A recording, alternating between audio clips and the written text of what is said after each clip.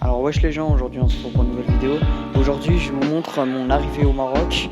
Donc l'arrivée au Maroc, voilà, tout s'est bien passé et tout. Donc là les vidéos que vous voyez, j'étais arrivé à l'aéroport d'Orly. Voilà, c'est à l'aéroport là où il y a eu la bagarre de Booba et tout. Donc voilà, les règles que vous voyez, c'est bon. Là j'étais en train de mettre les valises, me ramener mes valises et tout. Donc là j'étais à l'aéroport d'Orly, bref, voilà, tout s'est bien passé. Là je vais vous montrer un petit peu à quoi il ressemblait l'aéroport. Donc les règles, voilà. Donc voilà, là je vous montre un peu à quoi ça ressemblait. Vous avez les trucs de l'aéroport. Ensuite, là, il arrivait le moment des contrôles de passeport. Donc voilà, j'étais tranquille avec les valises, avec ma famille et tout. On faisait les contrôles de passeport pour pouvoir aller au Maroc. Il y avait un petit peu de galère, puisqu'il y avait le test PCR, le vaccin Covid et tout. Donc c'était un peu chaud, ça prenait beaucoup de temps. Voilà, donc ensuite, il y a le billet d'avion. Je vous montre un petit peu à quoi il ressemblait. Billet d'avion Orly-Oujda, voilà. Donc voilà, donc là, j'étais en train de marcher vers la salle d'attente parce qu'on devait attendre l'avion. Parce que comme on avait fini les contrôles de passeport et tout, on devait attendre l'avion et voilà, on était en train de se diriger vers la salle d'attente. Tout s'était bien passé, je m'en souviens, c'était un peu long, j'avoue, donc voilà, ensuite là j'étais dans la salle d'attente, voilà. J'avoue, je m'en souviens, j'avais beaucoup aimé l'aéroport, c'était assez stylé, il y avait des jeux et tout, il y avait la Play 4. Moi j'avais la flemme d'y jouer, mais il y avait la Play 4, il y avait des restos et tout. Ensuite arrive le moment où je monte dans l'avion, donc voilà, là j'avais une bonne place pile sur l'aile, donc je pouvais bien voir l'aile et tout, c'était stylé, bref. Donc voilà, ensuite là je vous montre un petit peu l'intérieur de l'avion, donc là il faisait nuit, on était en plein décollage, on voyait rien du tout, donc désolé, j'aurais bien voulu filmer l'extérieur de l'avion, moi je voyais bien les lumières et tout à l'extérieur, mais à la caméra on voit rien du tout, j'aimerais bien vous filmer parce que c'était vraiment beau à voir, j'avais traversé Marseille la nuit, après on est allé en Espagne. Ensuite arrive le moment du plat, de la dégustation. Voilà, j'avais que des plats marocains, donc du jus, un yaourt marocain, du pain marocain et du poulet. Donc voilà, donc là j'étais prêt pour la dégustation. Je vous avoue, j'étais un peu crevé, donc faites pas attention à ma tête. J'ai commencé à boire le jus. Le jus, j'étais assez étonné, vraiment. Le jus, il était pas comme en France. Regardez mes gros yeux. Il était pas comme en France. Genre, il y avait un goût bizarre, un arrière-goût chelou.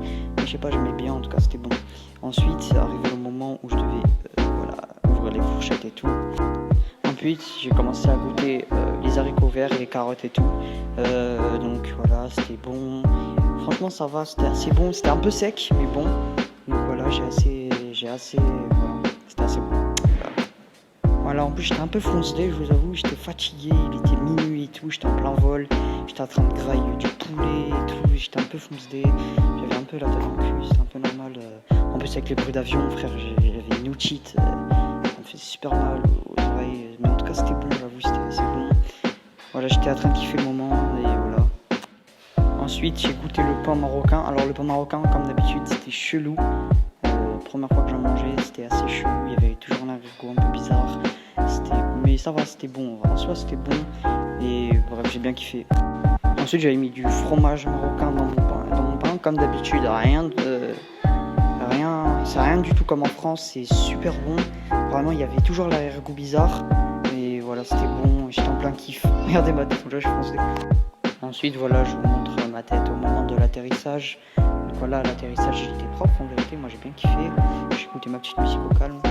Et franchement tout s'est bien passé. Il y a eu quand même des petites zones de turbulence. Voilà, mais je suis plus pas tant que ça. Ensuite arrive le moment où je sors de l'avion pour me diriger vers l'aéroport de Oujda. Voilà, c'était un bel aéroport aussi, j'ai bien kiffé, c'était propre et tout. Par contre il faisait super chaud. Voilà, ensuite il y a ce moment où j'attendais dehors mon taxi, à l'extérieur de l'aéroport de Oujda. Voilà, donc là j'étais à l'extérieur, j'étais vraiment juste à côté. Donc là je vais vous montrer un peu la face avant. Et j'attendais tranquillement mon taxi pour me diriger à, comment ça s'appelle, Brebner, voilà, Brebner, la ville la plus proche du Maroc. Ensuite, en attendant l'arrivée du taxi, j'étais en train de jouer avec un insecte. J'ai remarqué cet insecte, il est courant au Maroc, il est vraiment énorme, on dirait pas la caméra, mais il était vraiment gros. En plus, je l'ai essayé de l'écraser juste pour voir et ça faisait des craquements, comme du verre qui se craque. Voilà, ensuite, une fois arrivé à l'intérieur, voilà, c'était le lendemain matin, je vous ai montré le balcon où j'ai dormi. C'est vraiment là où j'ai dormi, hein. Il y avait un matelas par terre, voilà. Donc ensuite, voilà, je vous montre un petit peu les rues de Niver. Vous voyez, c'est que du béton et de la brique. Vraiment, c'est la ville la plus pauvre. Ça m'a fait beaucoup de peine de voir des enfants là-bas et tout. Ça m'a fait beaucoup de peine de voir où ils vivent. Donc là, c'est la cabane où j'ai dormi. Voilà, vous voyez pas trop. Ensuite, Donc là, je vous ai montré un petit peu les horizons. Voilà, Mini-Drer. C'était assez beau, mais ça me faisait de la peine aussi de voir des pauvres là-bas. Voilà. Mais après, voilà, ça s'est amélioré un petit peu au fur et à mesure du temps. Parce que je suis parti au Oujda. Au Oujda, j'ai une très grande maison, une très grande villa magnifique. Donc voilà, j'ai quitté la ville de Mini-Drer. Je suis ici resté 2 jours. Franchement, j'étais pressé de la quitter parce que j'en pouvais plus de vivre ici.